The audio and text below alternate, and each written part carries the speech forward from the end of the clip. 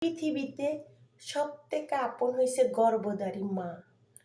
এই মা ছাড়া দুনিয়াতে কেউ আপন না। আর যারা আপন আপন করে, আপন আপন করে তারা কাহনের কাপড়টা পরিয়ে দিবে।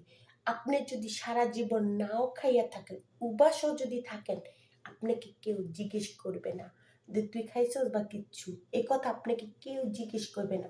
আপনি বাস্তবতা পড়ার আগে দিয়ে আপনি নিজের জীবন নিজে গুছানোর জন্য চেষ্টা করেন।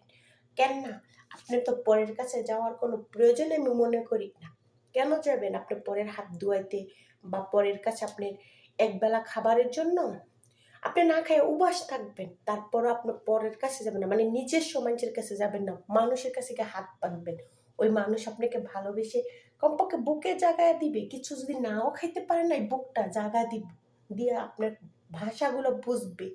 আর আপনি আত্মীয় স্বজনের কাছে যাবেন, ভাষা বুঝবে দূর কথা, তারা আপনাকে পিষিয়ে তুলবে। বুঝছেন কথাটা? মাথায় রেখে